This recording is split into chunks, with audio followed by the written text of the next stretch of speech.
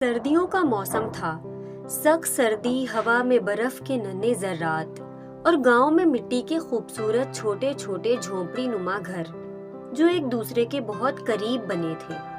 कभी रात का मंजर होता तो कभी सुबह का, मगर हर वक्त एक अजीब सी रोशन, साफ और चमकती हुई रोशनी फिजा में फैली रहती। उसी गांव में एक गरीब आदमी रहता था। लोग उसे रहमत चाचा कहते थे।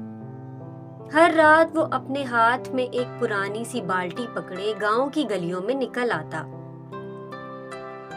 बाल्टी में गरम उबले हुए अंडे होते।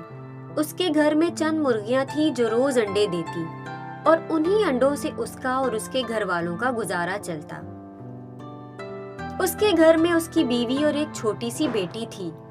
तीनों एक मिट्टी के घर में रहते थे जहां सर्दी दीवारों से अंदर तक आ जाती थी। रहमत चाचा खुद बहुत पतले कपड़े पहनता था। सर्दी में उसके हाथ कांपते, मगर वो मुस्कुराते हुए कहता, अल्लाह का शुक्र है आज भी रिस्क मिल रहा है। गांव के लोग रोज उससे अंडे खरीदते। उन्हीं लोगों में एक अमीर औरत भी थी जो एक अच्छे घर में रहती थी। वो रोज अंडे खरीदती, मगर कभी बात नहीं करती। एक रात जब बर्फ तेज हो रही थी, उस औरत ने गौर से देखा। उसने पूछ ही लिया, इतनी सख्त सर्दी है और आपने इतने पतले कपड़े पहने हैं, क्या आपको सर्दी नहीं लगती?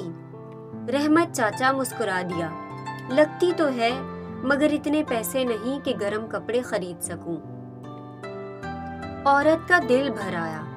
अगले दिन वो उसके लिए गर्म कपड़े लेकर आई और खामोशी से दे दिए।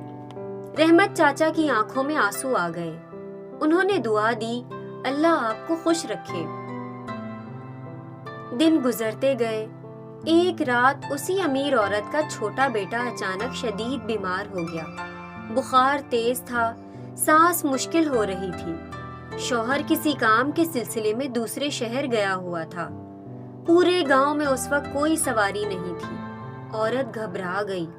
उसी लम्हे दरवाजे पर आवाज आई, गरम अंडे ले लो। वही रहमत चाचा था। औरत रोते हुए बोली, मेरे बच्चे की हालत बहुत खराब है, कोई डॉक्टर तक ले जाने वाला नहीं। रहमत चाचा ने एक लम्हा भी जाया न किया। उन्होंने कहा, फिक्र ना करो, मैं आपकी मदद करूंगा। वो बच्चे को अपनी पुरानी चादर में लपेटकर औरत के साथ बर्फीले रास्तों से गुजरता हुआ डॉक्टर के पास ले गया। सर्दी, अंधेरी रात, मगर दिल में नेकी की रोशनी थी।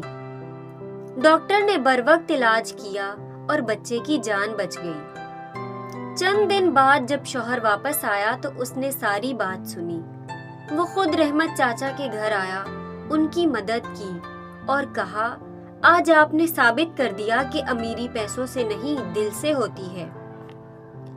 मिट्टी के वही घर थे, बर्फबारी भी वही थी, मगर अब उस गांव में इंसानियत की रोशनी और भी ज्यादा रोशन हो चुकी थी।